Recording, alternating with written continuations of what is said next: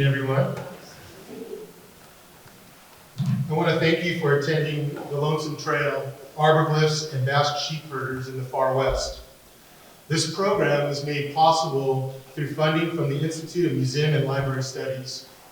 My name is Chris Livingston, and I am the director of the Historical Research Center here in the Walter Stern Library. The Historical Research Center preserves the region's history, especially as it relates to legal history, migration, indigenous cultures, music, social justice issues, and university history. We are also working with Dr. Steve Gamboa in the Institute of Basque Studies to archive and preserve Kern County's Basque culture.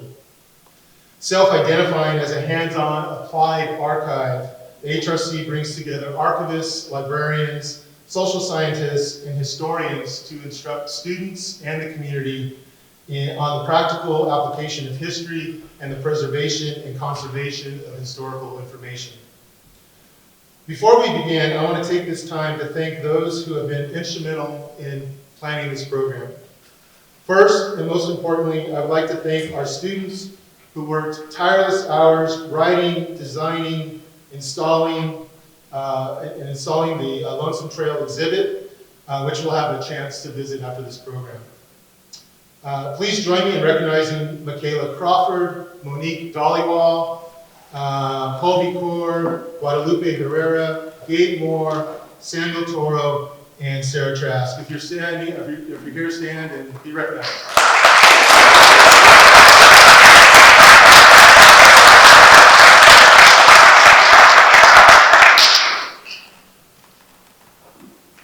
To Walter Stern Library Dean Emeritus, Kurt Asher. I thought I saw you. There you are. My thanks, for one, taking a chance on me and bringing me on board here. We would not be here without you. I wouldn't be here without you. And thank you for all the work you put in on this grant.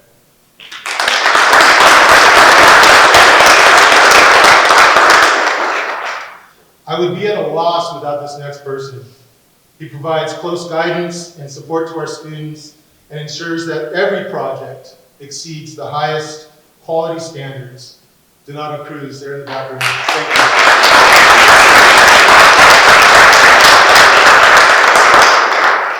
I also want to thank my colleagues and tonight's guests, Iñaki Baro, Dr. John Bieter, and Dr. Steve Gamboa.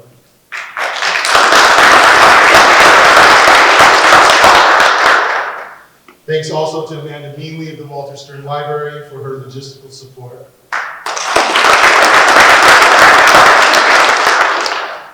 Finally, I want to thank the Dean of Libraries, Sandra Bozarth. I saw you here. There you are.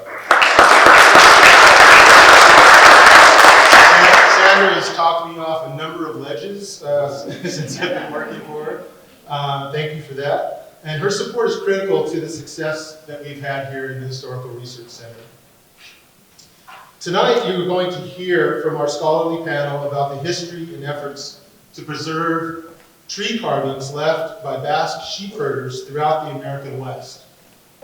At the conclusion of this program, I invite you to come up to the second floor for the grand opening of the Lonesome Trail, Arborglyphs and Basque Sheepherders in the Far West, an exhibit that documents Basque tree carvings and Kern County's Basque culture. I might also add that hors d'oeuvres from wool growers will be served. And now to our speakers. Our first speaker, Dr. John Bieter, is a professor in the history department and co-founder of the Basque Studies program at Boise State University.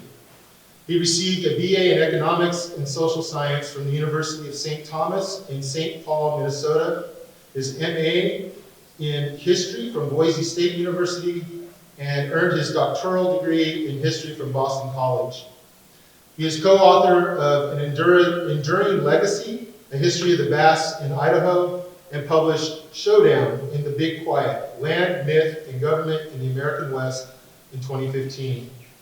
John teaches courses on immigration, Basque studies, and methods of historic instruction. Our very own Dr. Steve Gamboa is a professor of philosophy and the director of the CSU Institute for Basque Studies. He also serves as the interim associate dean for the School of Arts School of Art, actually the College of Arts and Humanities. Got that. A native Californian, Dr. Gamboa is the son of a Basque immigrant who came to the U.S. as a sheep herder and later became an owner of a sheep operation in Southern California.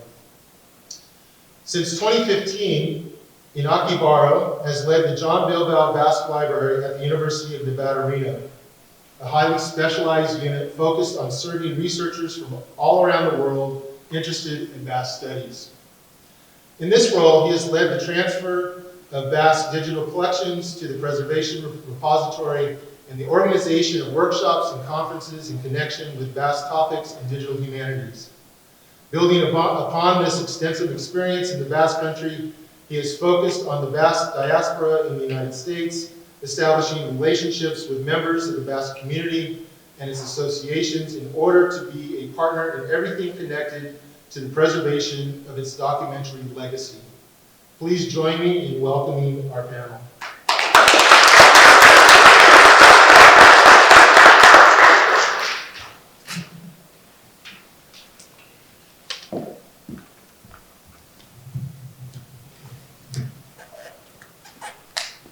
How about a round of applause for Chris, if he could, who organized this whole.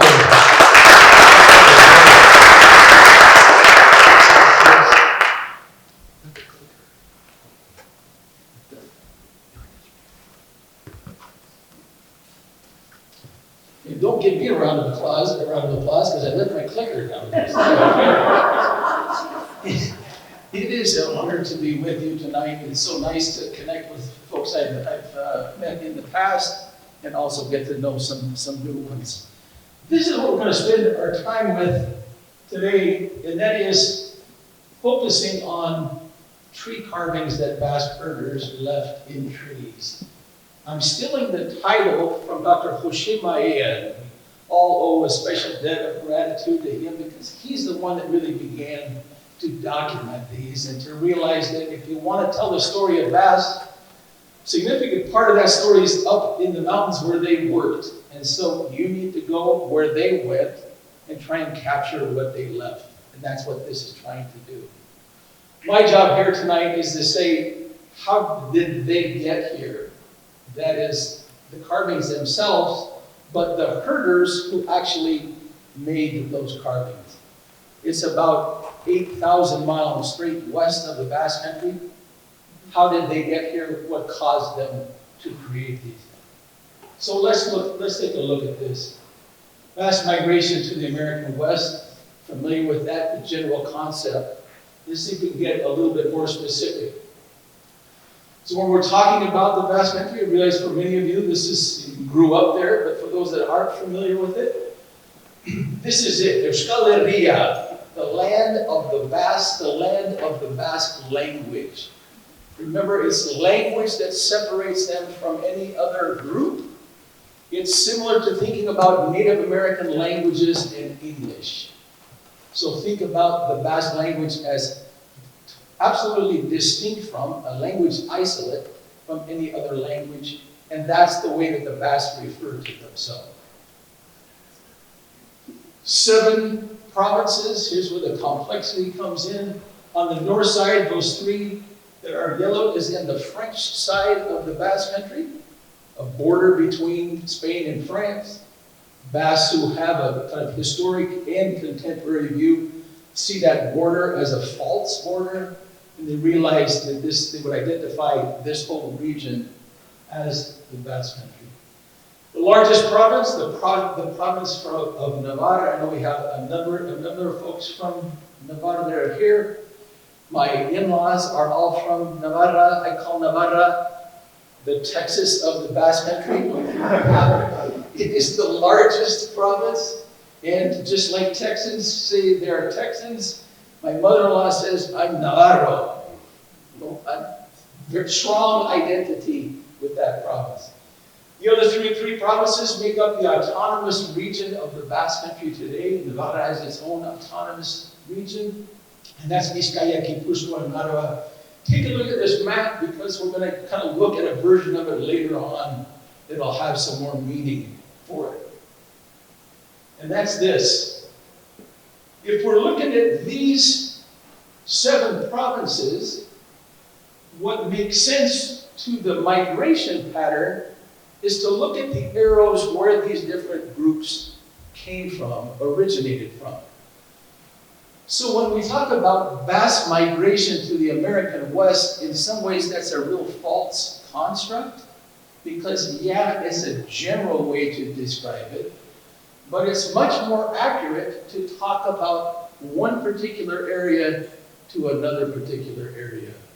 Let me give you an example from what I'm most familiar with. From the province of Vizcaya, right here, is the one that's most closely linked with Boise and the Basque within Boise.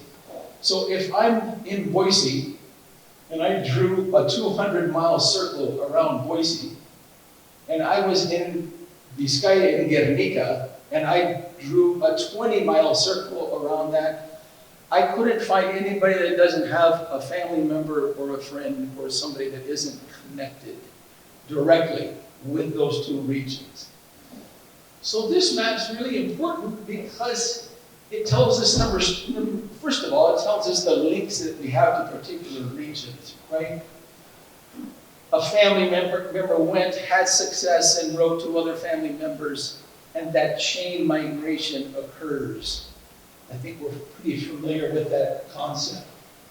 It also helps us understand the carvings that they made into the trees because of the language that they use. Could be in French, might be in Basque, could be in Spanish.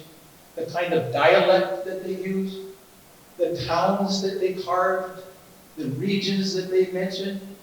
So this map really, I think, sets up a lot of the context of what my colleagues are going to be discussing a little bit later. So why do you leave? It's a beautiful place. Why leave it? Because you don't really have a choice, historically.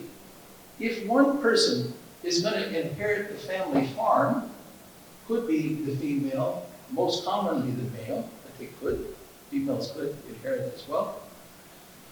Everybody else is going to have to find another job. And if it's a large family, that means it's off to the city, maybe to get a job. But if you've grown up in a rural setting and you want to stay in a rural setting, then maybe you say, I'm going to go to America for a while, make some money, and go back. And so there's many different decisions that got made, but there's a push-pull dynamic that happens to movement. You and I, we know this, whether or not we've explicitly said it. Certain things are pushing us away from the place that we're at, or pulling us to a new opportunity, something that will create some a future for us, maybe that we don't have right now. So this push-pull dynamic sets in place this process of immigration. In some ways, you could just say that migration is built right into the system because they have to go somewhere. Another component, especially on the Spanish side, is mandatory military service. A number of those, again, especially on the Spanish side, did not want to serve in the Spanish army, and so left as a way to come to America, not have to do that, make some money with the idea of returning. Now, I want to put this migration that we've been talking about within a broader context of migration of the Basques, which has been going on for centuries. So when we look at this map, we realize that Basques have been involved, both for the good and bad, of migrations throughout the world. We know that a significant number of Columbus's crew was of Basque ancestry, and we know that because, again, of the language. We can tell by the names, by the rosters, that there's a link to the language. We know that they were off the coast of Newfoundland in the early 16th century because of the whaling business that was so profitable at that time. It gave them a tremendous opportunity for wealth, financial, just a financial asset that many of them did not have. But we know that they were in Australia, we know that they were in all throughout Europe, but in particular, we know that they went to South America in large numbers. And it's that story that's going to make for a migration pattern that sets up things for the American West. Again, we know that they've kept ties within communities from the Basque centers that got built that really kind of map onto these migrations that we've been talking about. Incidentally, there is a Basque center in China. There is the first Basque center in Africa. So it hasn't ended. They're going to different places. But there's a story that still continues. As I mentioned earlier, we know the 16th century off the coast of Newfoundland. We know that Basques were involved in missionary efforts. Juan de Zumarraga, the first bishop of Mexico, 1527. We know that Juan Bautista de Anza, governor of the province of New Mexico, located the site of the Presidio of San Francisco, March 28, 1776. When you and I think 1776, we tend to think of Declaration of Independence, don't we? We don't connect it to the other side of this continent, and we can see that there's a Basque presence there as well. But this is it. This is the event that we're all familiar with, but it's really the event that gets the Basque going in the United States, where it comes to the United States, right, is the gold rush of 1849. What did they do? The gold rush brings them up from the south of Argentina to the American West, to California. And then they say, well, now what? Most of the Basques did not end up working in mining. Most of them were much more practical and said, we're going to feed the people that are going to be working in the mines because that's a much more reliable opportunity than mining, than the kind of spikes and lows that can happen within mining. And so sheep is what they end up getting connected with. Now, just to kind of put a couple layers to this. Sheep have historically been identified as the inferior animal, the saying goes, worked on by the inferior group of people. And what I mean by that is that cattle and cowboys had a ranking in the American West that sheep herders did not. Sheep herders were seen as a lower class and an animal that was inferior to the others. The saying goes that you could walk into any kind of bar in the American West, and if you had a shotgun and released one of the barrels, you get this scatter shot. But it would take the second barrel for somebody to admit that they had been a sheep owner and that they worked with sheep. In other words, it's not the number one thing that you want to be. But it's an opportunity, and eventually an enormous opportunity. Well, let's take a look at what happens. Again, they start here and begin to fan out throughout the American West. When we think of this, they're going west to east. Now think about the language that you and I use for when we're talking about migration. The middle part of the United States we talk about as the Midwest. But it's only the Midwest if you're starting in the east and going west. If you're in the west and going east, it's the Mid-East, right? But you see how our whole framework is really an east coast to the west coast. Basques go the other way. Not surprising. Basques go from the west coast and move to the east. And again, it's primarily connected with the sheep industry. And the three of us represent the states that are most densely, where most of the Basques settled. That is California, Nevada, and into Idaho. That's where we have the greatest concentrations of Basques. Well, they end up sheep herding, right? Again, as I've described. And I remember doing an interview with a a Basque herder, and I said, well, why did you become a sheep herder? And he said, well, what did you think I was going to become, a stockbroker? I don't speak English. I don't have any education. This is the opportunity that I'm going to have. And so, which was true for at least most of those that I interviewed, they didn't have any language. They had very little education. And at a time when there were enormous numbers of sheep. Now, I thought we had a lot in Idaho. In Idaho, we had 3.2 million head of sheep. In California, we had 7.8 million head of sheep in 1890. That number is just staggering to me. Think of the workforce that you have to have. You have that many people working with animals in that particular industry. It's a solitary life. Some loved it, spent the rest of their life in it. Some couldn't get out of it. We know that some that loved the solitude and quiet of it, and sadly, some of them couldn't handle it. And we know that there were breakdowns that people had because of the challenges of being alone so long.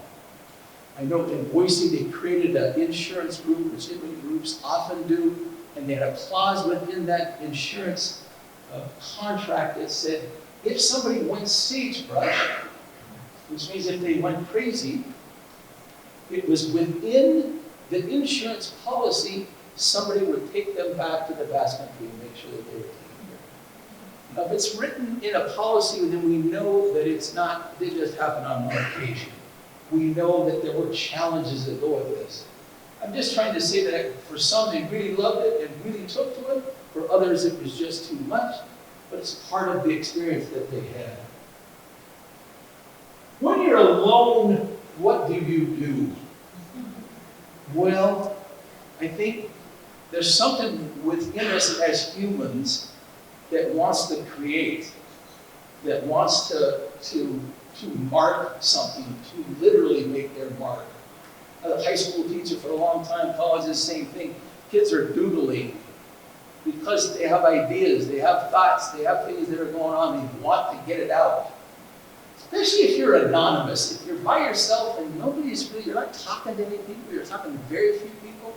I think there's something deep within us that says, I need to say that I'm here, that I matter, here's my story, here's what I'm thinking about. I think that's just central to the human experience. So with that, I'm going to end my presentation and bring Dr. Steve Gamboa up to the podium. He's going to take it from here.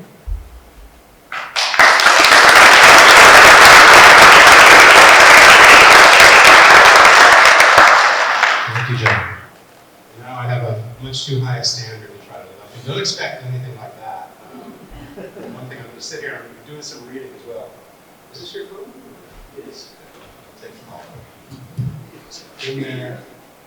Well, you know, we were all supposed to be talking about Arborglyphs. I'm not going to be talking much about Arborglyphs either. I'm going to continue. You know, John's friend, John was talking about Basque migration to the American West in a very broad perspective, thinking in terms of the homeland of the Basque country, migration patterns to the rest of the world, including South America and Australia. I'm going to focus on Basque migration to Kern County, the southern San Joaquin, and kind of tell that one particular story.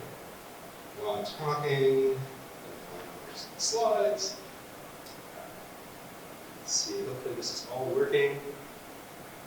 Okay, so I'm going to be talking about the origins of Basque sheepherding here in Kern County. And I'm going to start with the cover of a book that came out in 2012 that was written by Steve Bass and George Ansalvero. Sadly, both George and Steve have passed away. Here, I would have loved this exhibit.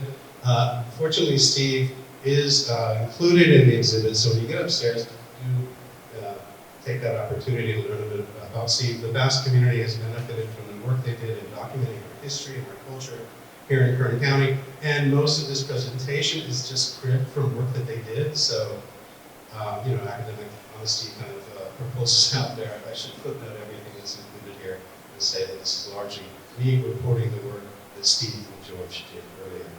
Since Steve passed away, it's from Steve to Steve. I'm the new Steve. I go around and give talks that Steve used to give, and I try to remember him every time I do.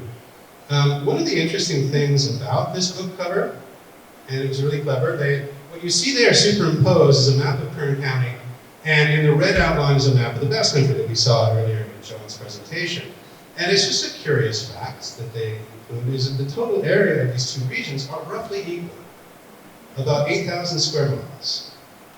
Where if you've been to the Basque Country, and you all know Kern County, I mean, just the geographies of space and our experience of it are so different. I mean, one of the things that John pointed out is that most of the Basques who settled, say, here in Kern County, California, in the southwest of Nevada, they came from that little region in northern Navarre, in the French Basque Country, kind of border between Spain and France, the valley between them. I mean, that kind of corresponds to this area around Lake Isabella. So you kind of have to imagine the Spanish-French border just cutting right through the middle of that lake. And the region that the Idaho Basques come from, including John's family, Vizcaya, the area around Guernica, that is up here around, I guess, north of Lost Hills. I'm sorry, John, but that's just how it worked out. Both lovely places. But yeah, it gives you a sense. It's really quite surprising. These come out a little bit small, but it really is kind of a shock when you first learn about the effects of chain migration. The fact that, especially the earliest Basques who settled here in the late 19th century, how many of them came from a very real small region in the European Basque Country. If you can see here in this map, I know it's kind of small, but this is a map. The valley of Bastan in northern Navarre is kind of in light green, and then you see the international border between Spain and France kind of cutting down. Just imagine going right through Lake Isabella there. And on the right of the screen, down here, are three villages in France, in the valley of Aludez, Urepel, Aludez, and Banca. I mean, the number of early immigrants who came from those three really tiny villages, if you go there, it's amazing anyone's left, given how many of them immigrated to California and to Kern County and to the Bakersfield area. It really is quite amazing. On the other side of that border is the Valley of Bastan, as I mentioned, and numerous Basque immigrants came from that region, from villages like Amayur, Pecado, Sigurita, Sunicueta, Ariscun. On the right you see a picture of the village of Ariscun in the Bastan Valley, and on the left is Urepel. And yes, they are beautiful, they have wonderful green mountains, and you wonder why they ever leave. Well, I think John helped us understand what led to Basque immigration. It was economic necessity and the lack of any opportunities at home. And then the fact that they heard about their uncle who made it to America, who had success, and that encouraged a brother, or a nephew, a cousin, and thus the chain begins, and that's how you can find just entire villages who have, by now, a 100-year history of sending generation after generation of Basque immigrants to basically the same area in the American West. So, as I said, I'm going to be focusing on the history and the origins of Basque sheepherding here in Kern County area. It's still ongoing. There are still people involved in Basque immigrants involved in sheepherding and the sheepherding industry. And so that's 150 years of history we can cover. I was given a very tight time restriction. I had, right, 15, 20 minutes, that's it. The food is already upstairs waiting for us, so I'm going to cut it short. I'm not going to try to cover the entire 150-year history. I'm just going to focus instead on that earlier period, beginning after the gold rush. At that time we're talking Basque immigration hitting the Kern County area. We're talking 1860s, 1870s, and kind of follow that through into the 1910s. So that early first generation of Basque immigration to Kern County. I kind of see it as divided up into three periods. That early period, and then there's a period in the middle, beginning of the 1920s, leading up to around the Second World War, and that's when more restrictive immigration laws really cut off the pipeline of Basque immigration to the American West, both immigrants from Spain and from France to a lesser degree. And that's a period in which Basque immigration really comes down to a trickle, and the Basque communities here in the American West are kind of continued more through propagation rather than through new immigrants coming over. And then a third period that happens after the Second World War, where there's a big boom of immigrants coming to the Basque Country There was new legislation passed. Influential Basque politicians were important in getting that legislation passed that opened up Basque immigration for a new wave that eventually trickled out in the 1970s, which is about the last period of that immigration. But again, given our limited time, we're just going to focus on this early period. And trying to conceptualize this, I decided to try to divide things up a little bit in terms of two distinct types of sheep operations that were happening here in the Kern County area. One is kind of the more mythic idea of the Basque sheepherder, the itinerant, sometimes they're called tramp herders. Tramp sounds a bit derogatory, but still, the itinerant Basque herder out there in the open range, living a nomadic life, traveling from one pasture to the next, bringing their animals to market when the time came, but otherwise living out there in the open and the free. And under that image, typically they're not associated with any kind of permanent ranch settlement, so they're completely nomadic out there in the wild. And there were sheepherders who operated in that way, especially in the earliest days.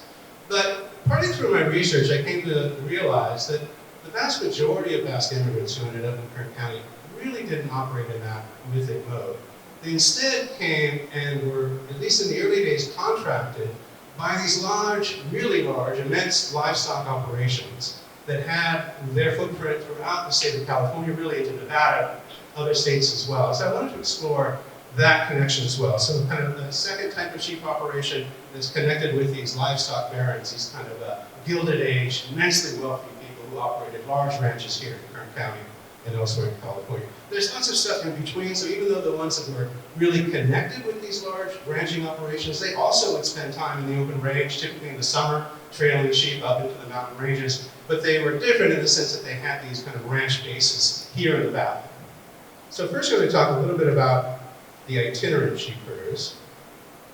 So and hopefully this map comes across so well. That shows the seasonal sheep trails here in California. This was from a book by a 20th century researcher, Edward Norris Wentworth, of America's sheep trails. And there you can just dimly make out the sheep trails that would begin down in Southern California. Many of them in the early days were based in the Los Angeles area, and how they would trail sheep really all throughout the Central Valley, both sides of the Sierra Nevadas. And this is really capturing that nomadic life. But the story kind of begins in the 1860s, where we find, kind of following up on the gold rush story that John was telling, both San Francisco and Los Angeles had become hubs for Basque communities in California. They were obviously drawn here as word spread about its riches, including, of course, the discovery of gold. Many young Basques crossed the ocean to make their fortunes, and they soon discovered that raising sheep for meat and wool was and could be a pretty lucrative business, especially if they were striking out on the gold side.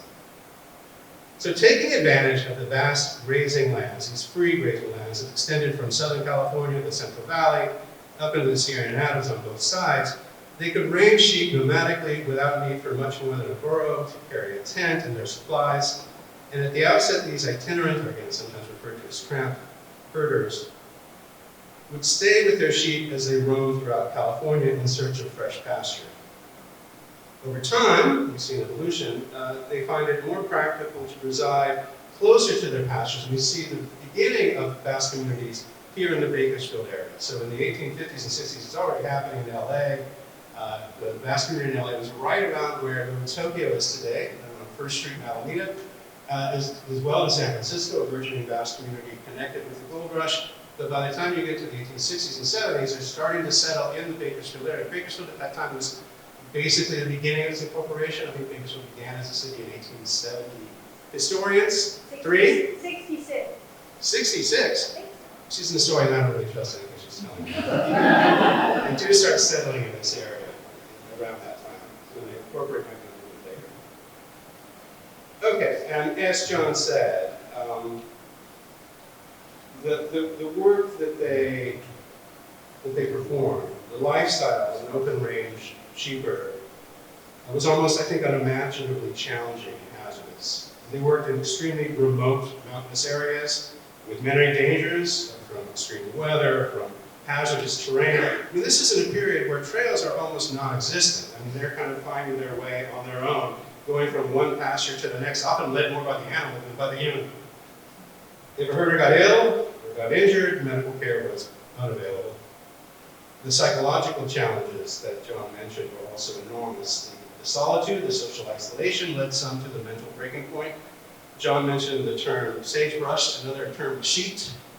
If you became sheep, you broke, right? Yeah. Like many immigrants and minority groups, Basques in this period, especially here we're talking the late 19th century, were frequently the target of xenophobia and racism.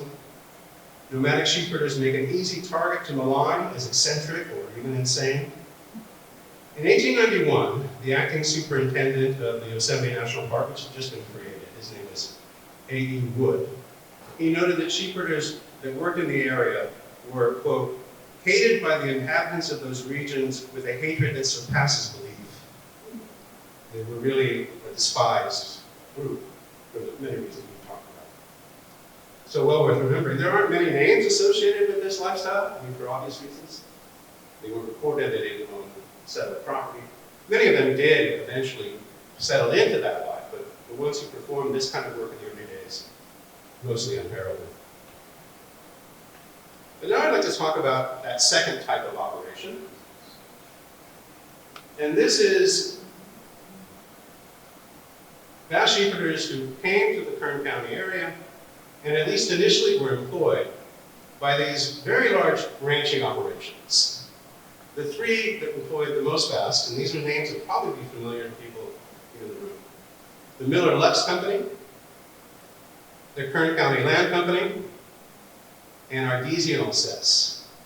In looking at the histories of Basque immigrants to this area, it's just over and over again, we say, well, they started out working for Miller-Lux, or they started out working for Kern County Land Company, which was called just the Land Company.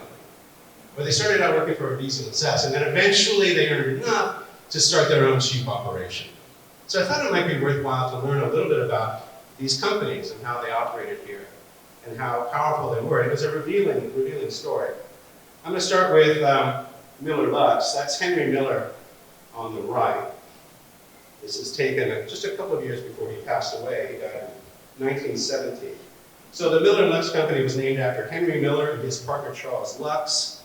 Miller was dubbed the cattle king of California. But he also operated a major sheep operation across his 1.3 million acres of ranch holdings in California, Nevada, and Oregon. Now Miller was born Heinrich Albrecht Preisse in Germany in 1927. He immigrated to New York in 1847, supposedly with $6 in his pocket. He made his way to California in 1850. This is going to be a repeating story. Made his way to San Francisco, obviously chasing the gold rush. He started a butcher shop in San Francisco, and that's when he went into business with Charles Lux, who was from the Alsace region, between Germany and France. And they started this butcher shop, feeding the people coming to San Francisco during the gold rush. And that's when Henry Miller started making excursions into the San Joaquin Valley. Eventually, he would make his home base in the Gilroy area. He started making excursions to the San Joaquin Valley, buying livestock at a cheaper price, taking it back to San Francisco, slaughtering it, and selling it to the miners at a much higher price. So this became pretty lucrative. Again, he went into business with Lux in 1858, and then they start buying land. They start buying property, the valley and elsewhere. The idea they're going to raise their own livestock and just kind of monopolize the whole operation. And Miller would come to acquire just enormous holdings in the Kern County area. That in this area, their headquarters was in the Buttonwell area, but they owned property. Miller was a very hands-on guy. Lux, he just kind of hung out in San Francisco. He didn't really get involved in the day-to-day operations. But Miller would travel from his ranch holdings, just one to the other. He prided himself on never having to stay in a hotel, that he always could get from one of his ranches to another in one day's ride. And they extended from the San Diego area all the way through California to Nevada and Oregon. He was enormously wealthy. At his death in 1916, his estate was worth $40 million, which today would be $1.2 billion. He was probably the richest man in California. He's one of the top three. And he employed hundreds and hundreds of Basques as cooks, as shepherds, as ranch hands. If you look at the early history of Basque migration to this area, as we'll see when we look at some of the representative characters, we see over and over again that they got their first job with Miller-Lux. We'll talk more about it in a second. He died, as I said, in 1916. His descendants, none of them had that kind of hands-on build an empire kind of quality. They all just went to San Francisco. And within a few short decades, the entire company had collapsed and been sold off. So none of them had that entrepreneurial zeal that Henry Miller exemplified. Fun fact, his great-grandson, Tucker Carlson. Take that. Shock in the room. Also not a bunch of things. Okay, now we're going to talk a little bit about the Kern County land companies. Now, this was owned by these two gentlemen, James Hagan and Lloyd Tevis. Now, those names will sound familiar to anyone in the room who's from Bakersfield and has heard of Hagan Oaks or Tevis Junior High. Some of us live in Hagan Oaks. They are both located on lands that were previously owned by the Kern County Land Company. Now, both Hagan and Tevis came to California in 1850 from Kentucky. They were Kentucky partners there, and they came over to California together. They married sisters, very tight guys. And when they got to California, they formed a business buying mining interests in partnership with a man by the name of George Hurst. You might be familiar with that name. And this, of course, proved incredibly lucrative. So they were in partnership with the Hurst mining interests. They acquired enormous wealth, and they started investing that in buying land. They were purchasing land, especially in the Central Valley area, which was largely uninhabited at the time, for as little as $1 an acre, $1.15 was the kind of price that they'd come in with their mining wealth and just purchase huge tracts of land, and especially here in the Kern County area. So they formed this business. It proves very lucrative. With their profits, they start buying up available farm and ranch land in the San Joaquin Valley. Now, Hagan and Tevis come into frequent conflict with Miller Lux, especially over water rights from the Kern River. It's like, does anything ever change? It's still what we're fighting about today. Miller sued them. He was a big fan of suing people. They had an epic lawsuit that lasted for 8 years, from 1881 to 1889. It was finally decided in the California Supreme Court in Miller's favor, and so that ended that huge feud that they had. And they eventually, Miller and Hagan, came to a kind of pragmatic solution where they divided, kind of split the water for the Kern River. They also invested together in building the Buena Vista Reservoir, and which became part of the largest irrigation system in the state. It's these kinds of barons, these kinds of tycoons of the Gilded Age, who are making the huge investment in ranches in the Central Valley, in Kern County specifically, and they are the ones who employ, especially in their, let's say, their first decade or so, these Basque immigrants who are coming over to this area. The last group I want to mention is the Argisi and Alceste Company. This was founded by Benedetto Argisi, obviously Italian, and Louise Alceste, who came from, originally from San Francisco. His mother was French. There's both. His mom was Italian, his mother was French. Anyway, some kind of story. He came to East Bakersfield, it was still just a kind of shanty town, and he started a mercantile store. It itself was just a kind of shanty shack. But in those early days, he set up in East Bakersfield, where it became the kind of home of the Basque community in Bakersfield. And many early Basques frequented his store, as well as other immigrants. And eventually, this pair, they made their fortune really by having this general store, but also by lending money. Lending money to ranchers, outfitting them with their gear.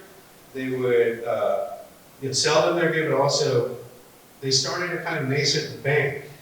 And eventually they formalized that bank, and it was officially registered as the Argisi and Alceste Bank. The building still exists in East Bakersfield, I understand. And it later became conglomerated into the Bank of Italy, which later became the Bank of America. So these two are a bit more locally based, but they also purchased land. They purchased the Rio Bravo estate, which is on the eastern side of Kern County at the mouth of the Kern River. It was a sprawling estate that was the headquarters for the Argisi Alceste Company. Alceste in particular would go on to sponsor local Basque sheepmen by outfitting them typically with a band of sheep, basic equipment, and then initial grazing areas where they could go. And in return, he would take a percentage of the profit from the sale of wool and meat when the time came. So several Basque families got their start in the sheep industry from Alceste in this way. So as I said, I found it really fascinating to explore the history of the early Basques in Kern County, and how they got their start and the kinds of institutions that made that possible. We do see a kind of coalescing of these two forms of sheep industry here. A lot of the itinerant herders eventually settled down and bought ranch land of their own and became kind of more formalized in that way, and then would restrict open range grazing to the summer months. And then a lot of the folks who came over initially to work as sheepherders or ranch hands for these wealthy industrialists, they would eventually acquire their own herds and set up their own businesses. So that story, I think, is a really unique one to know and understand how the Basque community grew in the way that it did here in Kern County. Well, I think I'm going to hand it over to Iñaki, if you're ready. Sure. Iñaki is the one who's actually going to talk a little bit about tree gardens.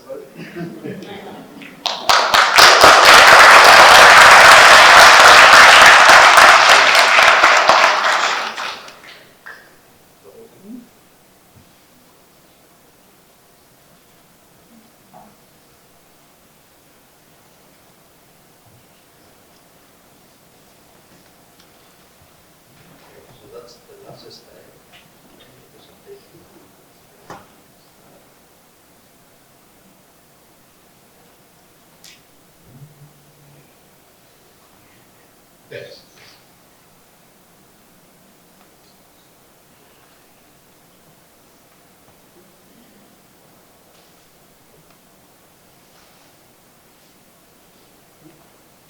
Okay. What's happening? Thank you so much for being here tonight, especially to those of you that have gone a long ride to come here. And especially I want to welcome my colleagues here, like Chris, and the students that have worked on organizing the exit and this event. And also I want to thank the students at Chris's class. We had a wonderful moment earlier today. They had great questions that make you think when we want to talk about when we are talking about tree gardens. So yeah, I'm going to talk about tree gardens or Arborglyphs or Lonesome, as we call them in Basque. And what are tree gardens? We have been talking a little bit about this the whole afternoon, but what are they really? They are just graffiti or just marks, just vandalism. If you don't create gardens today, it's illegal. If you, well, if the tree is yours, you can do whatever you want. But if you are in the lands of under management of the Forest Service of the VLM, you could be fined if you can't something don't do that. So, well, they are graffiti for sure. They are a way of quickly self-express yourself. But they are more like graffiti, what in the way we are starting to understand today, as a multifaceted and multi-layer self-expression cultural artifact. In the way we used to think of graffiti in the 80s, like just again vandalism, but something a little bit more complex like than that. So in the case of Arborglyphs, how we define them is in the context we are speaking about. We will define them as the carvings mostly on aspen trees created by Basque Sheepherders, with some precedent in some areas by Scottish or German sheepherders, and with newer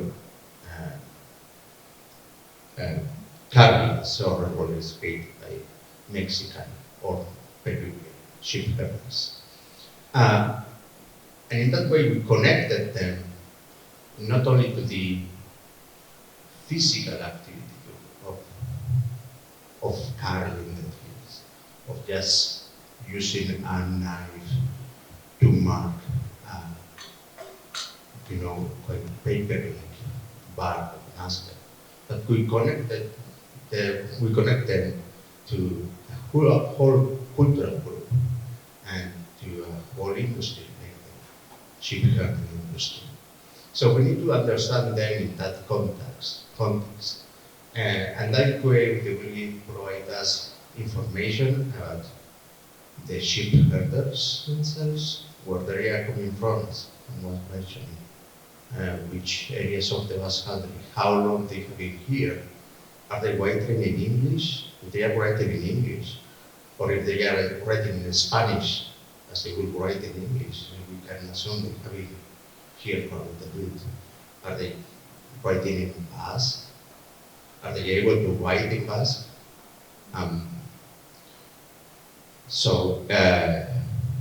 That in regards to the sheep herders, but also about the sheep herding industry.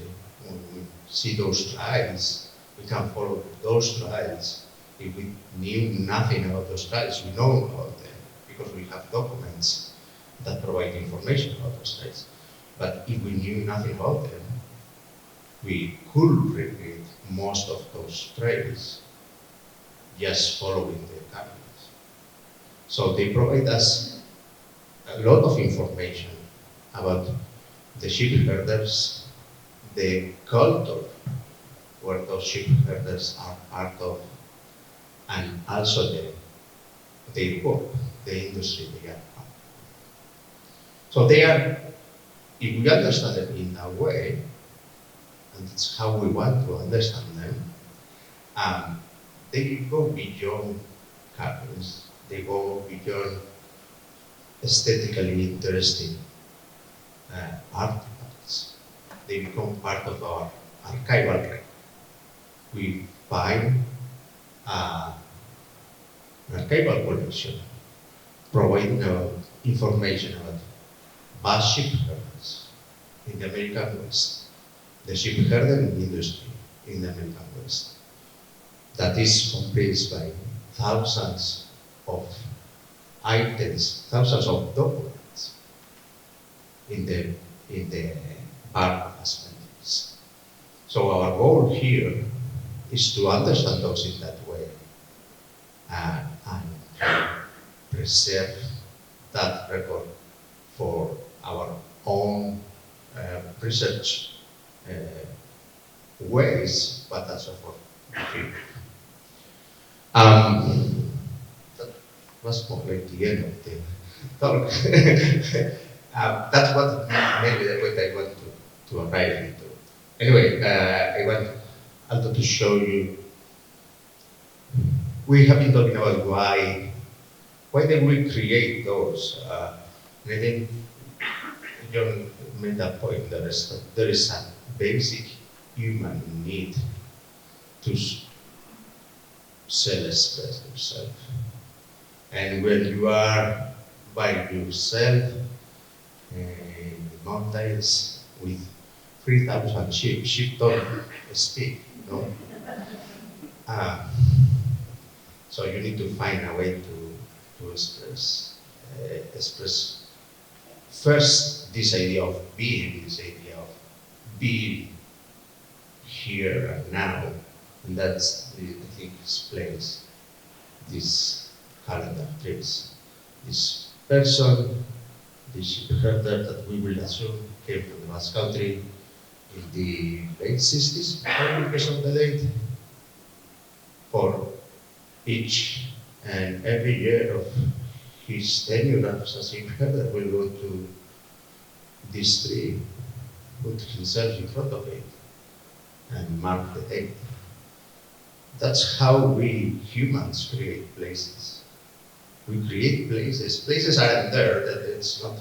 That there are no places without humans. You know, it's just geography. It's what we are. On top of that, what creates a place.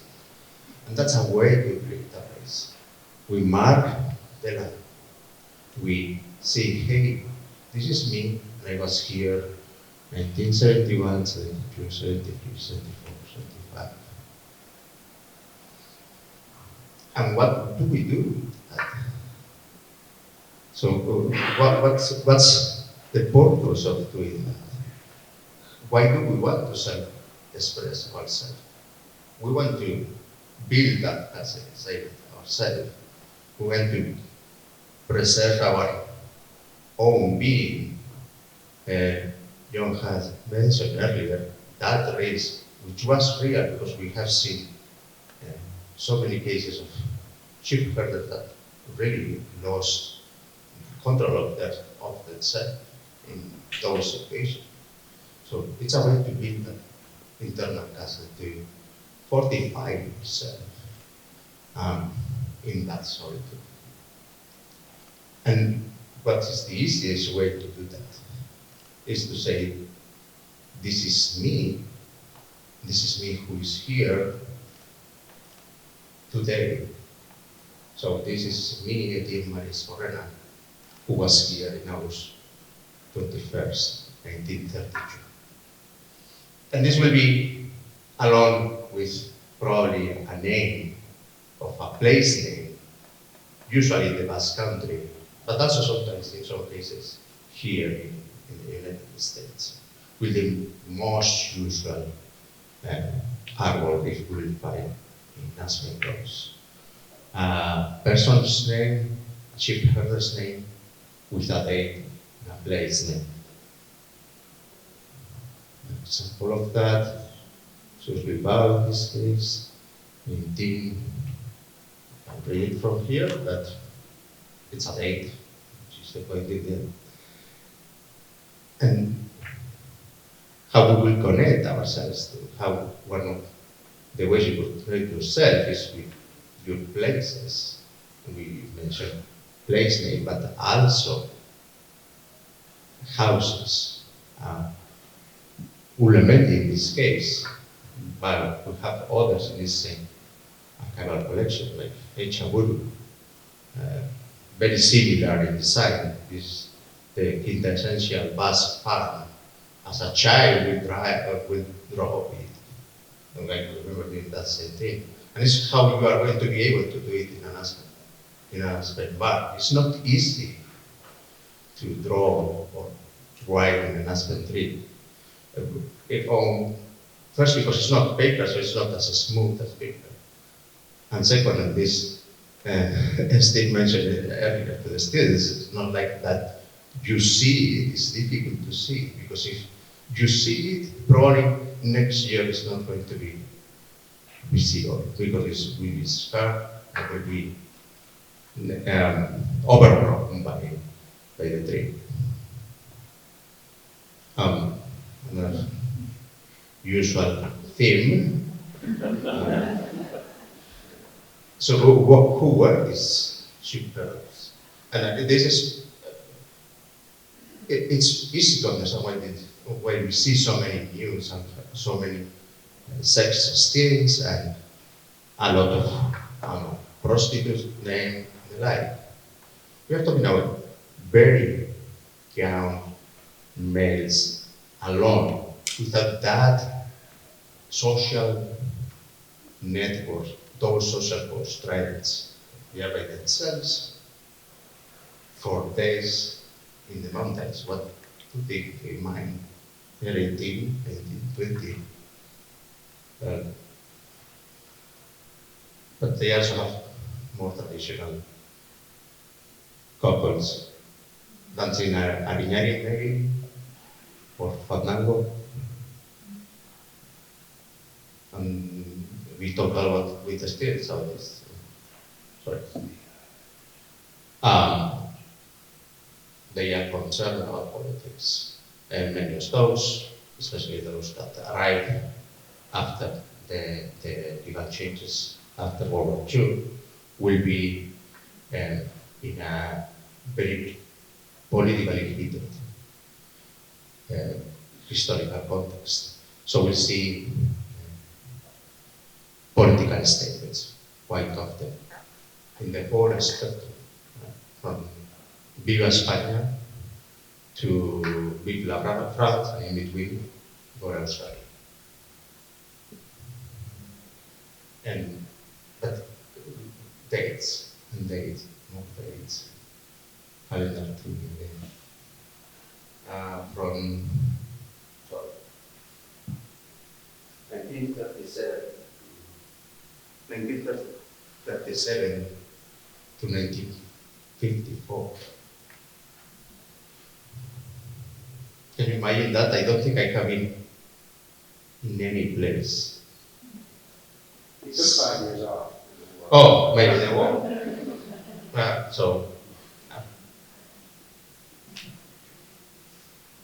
And then the family connection, the melancholy, I miss my mom, Guriama.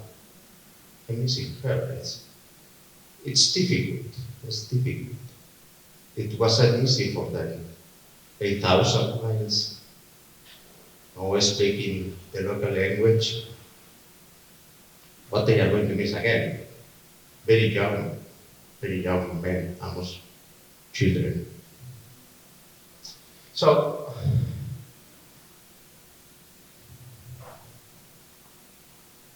does it make sense that we try to preserve them? I certainly think, and we certainly think that it makes sense that we would like to preserve the Basque lecture macaque.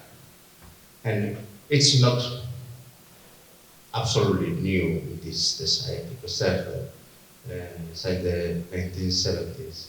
And Nancy Lerner said yes, because she has been very much involved in doing that for a long period of time too. So we have seen different efforts to preserve the tree carvings since 50 years ago, more or less, which have seen pictures taken, robins created on muslin with blocks. And this is an example of that. This is a picture. I'm not sure if it's very visible on this area here. Can you see that bird? Yeah. So this is a photograph of a tree with how many carvings are there? That's another question. That's another layer of understanding that we need to answer. How many carvings are here? The two is just one. There are two animals. For the person that took these pictures, I'm guessing it's just one carving with two models. But let's focus ourselves on this bird and see this other bird. So this is from the Earth collection that it's at the Basque Library at the University of Reno. And the Earls, Philip and these rockets. And Jean is quite clear about that. Jane is quite clear about this. I see them as a form of art. I'm not trying to document them. I'm not trying to decide if this is one, two, if this is what kind of bird it is. I'm just looking to the aesthetics of it. So another layer, how do we preserve that? Well, trying to create as faithful copies as possible of those, because it's impossible. We are talking about thousands of carvings that are still around. We really don't know how many. We don't know how many of those we have lost already. But the ones that are there are more than enough for various lifetimes of trying to create records of those. So what we are trying to do is to create digital records of those tree carvings using 3D technology on one hand and description techniques related to archival sciences on the other, and mixing those two parts together. We are hoping to not to create a record of the record, but to present a record that is already there. So the last couple of years we have been trying to systematize this, and we have made some progress.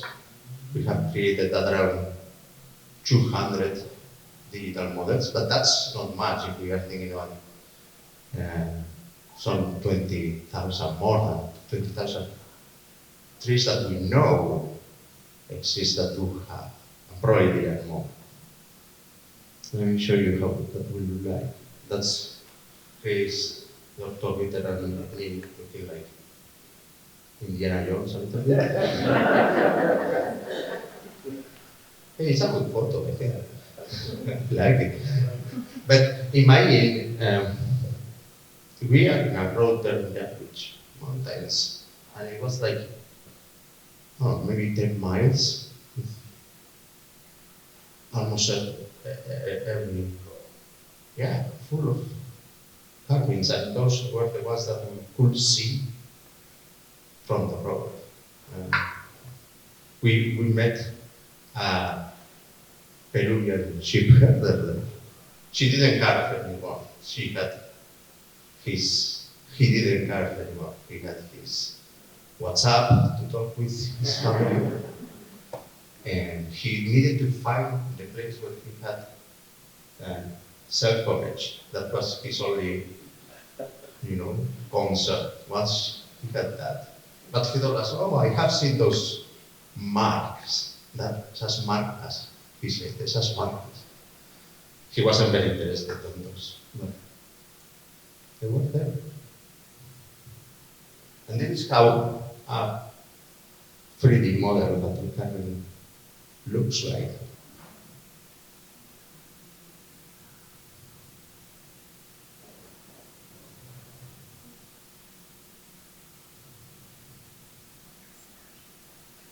So with these models, on one hand, we are preserving somehow. We can try. It's impossible to try to preserve the trees. They have, the Nevada State Museum, for example, they had like four or five they collected in the 80s, and they needed to discard them because they were rotting. We have some barks at our library from the Tahoe National Forest, and even though they applied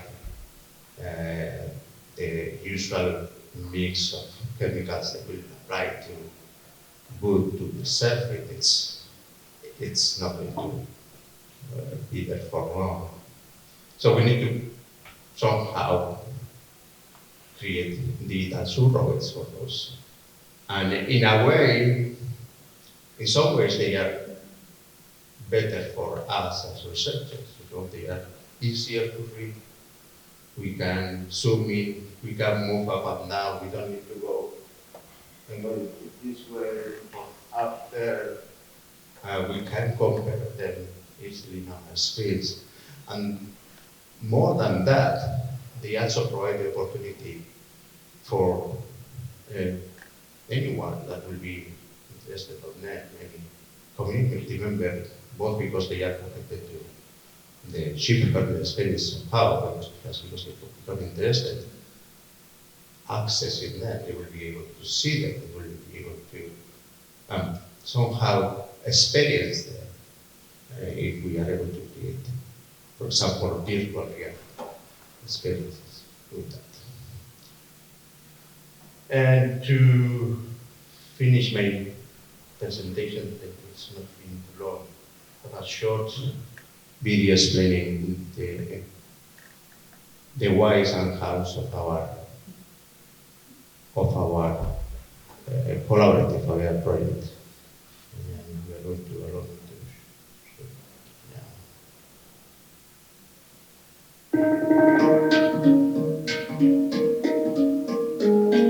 There are treasures hidden in the natural landscapes of the American West.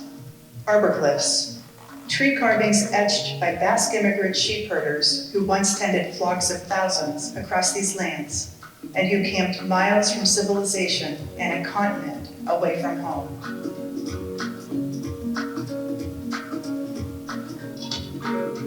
As sheep grazed the solemn hills, the sheepherders carved musings into these pillars of bark and limb. The designs capture their solitude, loneliness, love, and identity. Decades later, these trees and arborglyphs are increasingly at risk, threatened by wildfires, urban development, and time itself. Without action, these messages from the past will be forever lost. The Arborglyph Collaborative seeks to change that. We're creating ways that anyone can help document these carvings by using current technology, information gathering techniques, and establishing partnerships, all of which will lead to a resource that can be accessed throughout the world. Join us on this journey to save these raw and unfiltered experiences etched in aspen. The Arborglyph Collaborative, preserving the past, informing the future.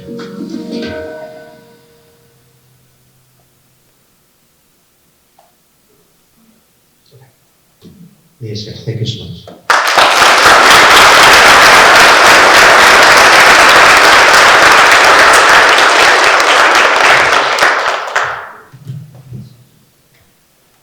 Okay, so we're going to say Q&A for upstairs since we're a little pressed for time.